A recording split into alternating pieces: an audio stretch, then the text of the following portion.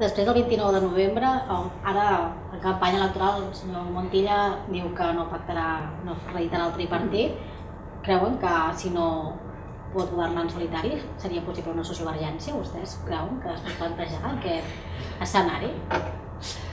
Jo, després de la campanya que estem veient, m'ho crec tot, sincerament. Una de les coses que... No sé si és l'última pregunta. No. No, és que hi ha una cosa que vull dir... Dues més i acabo que em diuen... Perquè no sé si... Però ho dic ara ja, perquè ho diré quan em vingui una pregunta a to. Una de les coses que volia... Avui ho he fet 2 vegades, ja, i ara és la tercera. Jo em vull disculpar, perquè ja sé que no tots els partits són iguals, i tots els polítics no som iguals, i tots, és veritat, no? I n'hi ha de bons a tot arreu, i tots ens equivoquem, però jo veia la situació per la que passa al país, no? La situació de crisi econòmica, de crisi institucional, la necessitat que té la gent de tornar a creure en política i l'alta abstenció i vot en blanc que s'anuncia, perquè la gent és molt crítica amb com estem fent la política.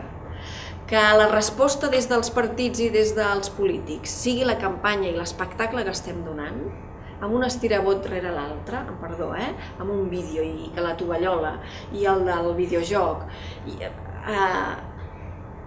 ho sento, ja sé que no tots ho fem, ja sé que nosaltres no ho estem fent i que intentem no contribuir-hi, però per la part que ens toca jo demano disculpes, perquè de veritat que entenc que hi hagi gent que diu què està passant, i per tant jo volia aprofitar-ho, perquè nosaltres intentem inventar formats que la gent els li faci més atractius i més entenedors i explicar propostes, però jo entenc que ara no tocava una campanya així. I per tant, no sé què ens espera després del 28.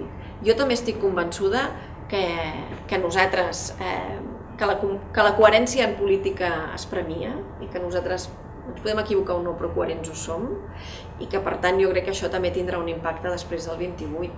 No sé quines majories es podrà fer, ens ho diran a l'aritmètica parlamentària al final, els marges que hi haurà per fer majories, i està més obert que mai aquesta vegada.